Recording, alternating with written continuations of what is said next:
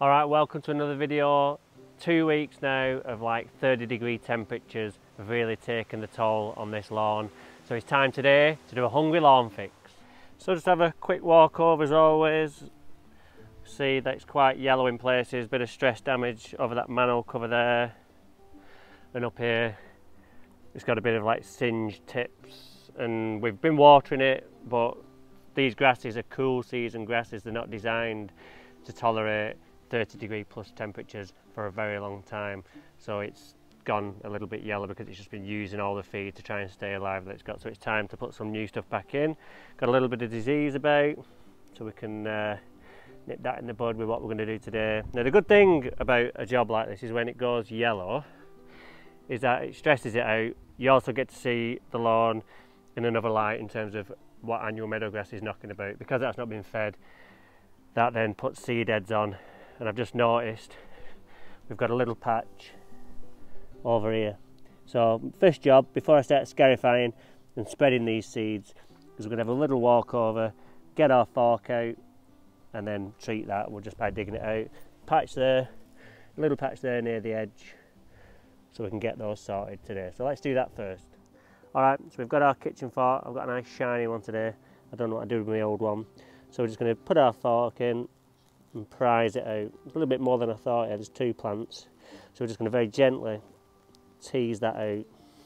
Doesn't matter if we end up with a big hole because we can manipulate what's already there in terms of the grass we don't want to get rid of, and we can just stretch that into place, almost like a carpet fitter who just cuts the carpet a little bit too short, but he knows he's got a little bit of give in the rest of the carpet to stretch it over to the end. So we've got those out now. See, we've got a couple of holes, but what we can do is we can just almost just dig it in and just prise the rest of the lawn over, and we can just cover that over so you know, looks like it would never even been. So let's sort that other one out. Alright, so the trusty fork came in handy there. Always have that in your pocket, just like that, because you never know when you might need it. You can always use it for your lunch as well. So our next job is to get the scarifier out and whip over this. We'll just do one pass today because we're not looking to take loads out, because this lawn has been well looked after over the year. There won't be much in there, so one pass will do here, and then we'll get on with the rotary, hoover it all up, then with the cylinder perhaps, maybe, not decided yet, but I might be happy enough just to go on with the rotary because it's short enough as it is. Again, we've not let it go like at Peter's where it was 3 inches long and then we're bringing it back down. We're just doing a little renovation here, and then we'll get on with the other side and do the same there, and then we'll get on with the feeding and everything that goes with it and get it back looking smart. Alright, so there's the scarifier. For those of you who have been a regular on the channel for a while, you'll know exactly who this is. For those of you who have just joined, welcome to Ye Old Faithful, I call this one.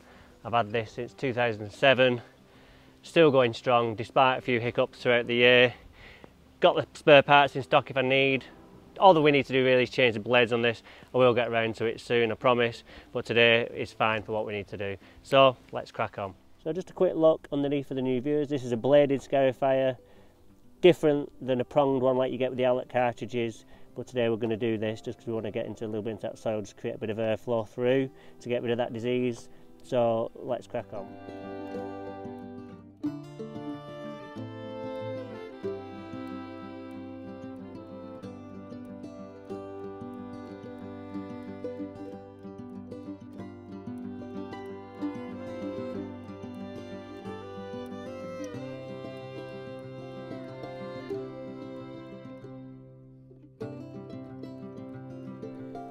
So I still get very surprised when I have a look at what comes out.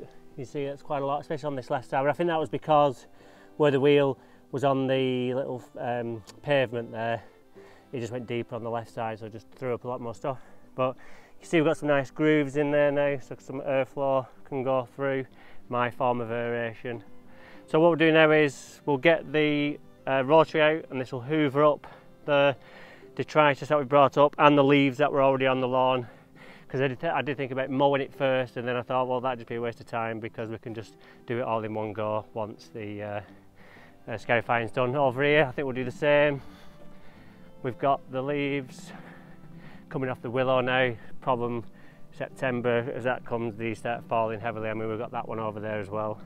Ridiculous, really. It's just so many fall, ruins this lawn. but we'll try and keep on top of it as much as we can. But the problem is we've got the worm cast starting now, so that means when they come, at the minute it's fine because they're dry, because they dried out by the time I get here, but as the weeks go on and it's wetter, then they end up really stodgy and then they just smudge. So you know, you're trying to blow it off or mow it off even, so you end up having to blow it off, but then you don't pick them up because there's too many of them and then they just blow back on. So it is an issue, but we know that when we started the job here, so we're just going to get on with it. Alright, for those of you who are new to the channel, this is my Hibbert Harrier 48 Pro. They're about 1,300 quid now, these. This is 12 months old, it's still going strong, which normally I have to replace every year, but I think I've not been doing as much mowing this year because I've not been doing as many gardens, so this has had a bit more longevity out of it. I got it from Bill Morris in Standish because he's my local, well, he's not my local, he's nowhere near me really. It's a 45-minute trek over there, but nice guy and did these pretty cheap for us. So what we're going to do is hoover this up. Number 2 on there, 1's definitely too short, so we'll go on 2 and we'll see how it looks, then we'll decide if we need to get the cylinder out. But the rain is due and I want to get a move on because I want to get all my feeds on before that comes, so it might just be a case of doing the rotary cut today. So let's see anyway.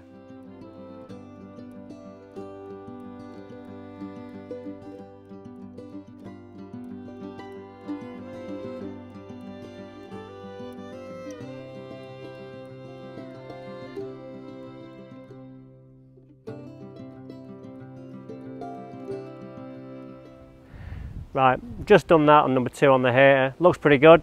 Done double stripes as normal. So then we're going with our granular and our spray, we've got guidelines. So realise it's still a bit too long, so I think I am going to get the cylinder out and cut it a little bit shorter. It'll define those stripes a bit more as well so we can see what we're doing. So I'll get that out. Sun's still shining, so I think we'll get away with it. And if I feel it's going to start to change, we can get this side fed and sprayed before we start that side, and at least then I know I've got this side sorted. So let's crack on. Alright, so for those of you who are new to the channel again, this is the Alec Kensington. Recently had the Sterling on trial, which was really good. Battery powered, this is engine powered. Better for me, the engine, because it means I don't have to worry about charging, because I did forget. The only downside for me about going electric is the charging.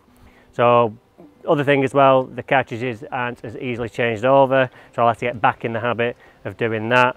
So what we're going to do now is go over this. I've just done a little bit of trial run to get my height that I wanted, which is there.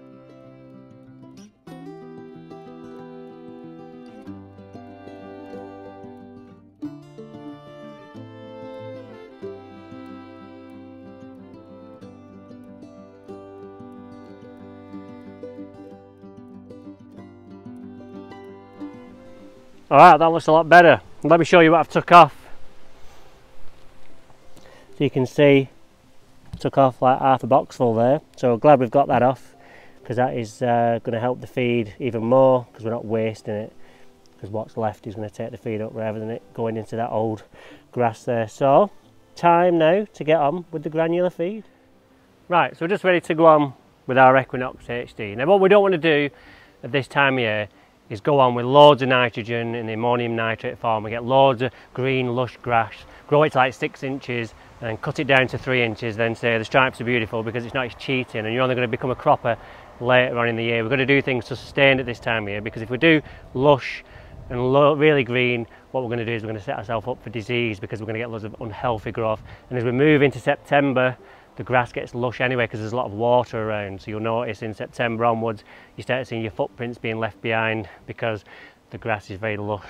So what we're going to do today is we're going to use the Equinox, because this has got amine nitrogen in it, and this has already been converted from NH3, which is your ammonium nitrate, down into amine nitrogen, which is NH2, which means it's readily available for the plant to take up straight away without having to convert it. So we don't need, the leaf won't take loads of it up to store it, to convert it, it can use it straight away. So what we're going to see is when we green this up, we're going to see a really slow burner. We're not going to get that big insane growth that we get when we put, like I say, 20-10-10 on. If you just went into the farmer's market and said, yeah, I'll put some of that, because that is for growing crops when they need to get the lush grass for the hay and stuff. So in grass it's different, because we need that controlled range of growth rather than that acceleration, especially at this time of year. So let's get on with that, and then we'll get on with the liquids, and I'll show you a new product that I've got as well.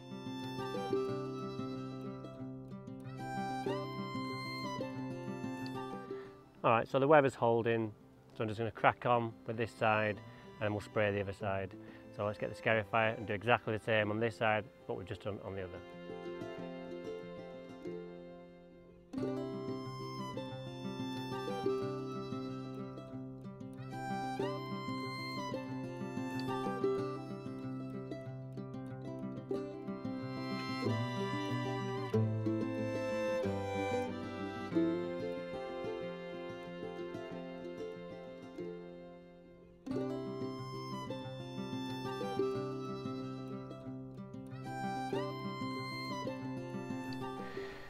So, problem with having blunt blades is it still does a good job with the scarifier, but it doesn't give you the same traction on the blade to the floor, so you don't get that self-propelled action that you would do if you had the sharp blades. So that's the only problem. So, as you can tell, I'm out of breath with that because I'm having to push it along there, and on the slope it's even tougher because you're fighting like downward gravity to the left, so you're having to lift it up a little bit as well. So we'll just go over that.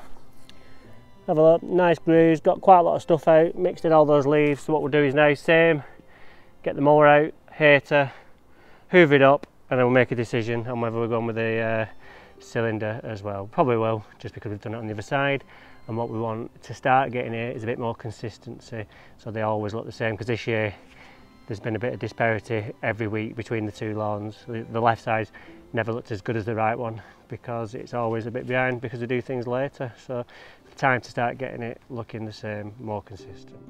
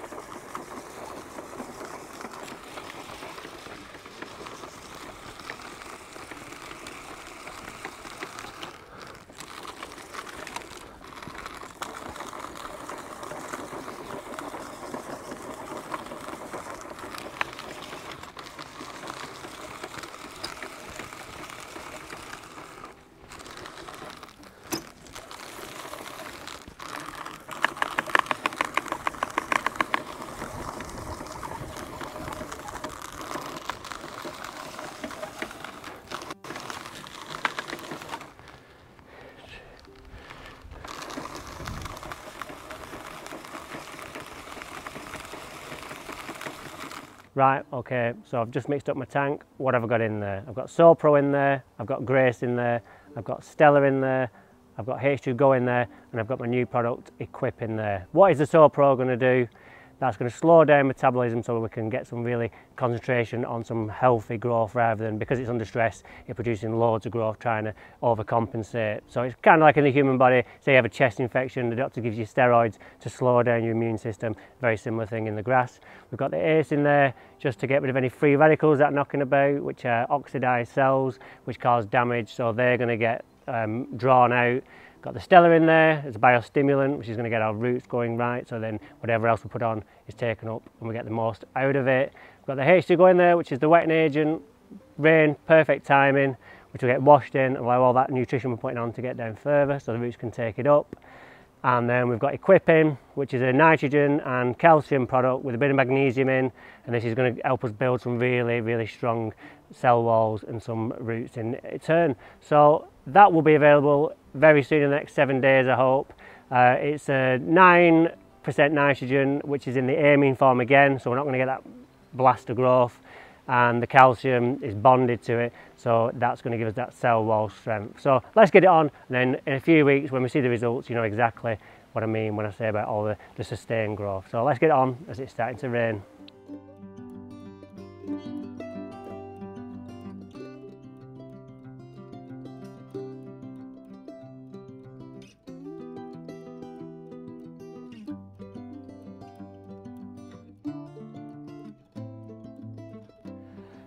Okay, so that draws this video to a close. I've really enjoyed doing this little mini renovation on a Hungry Lawn Fix.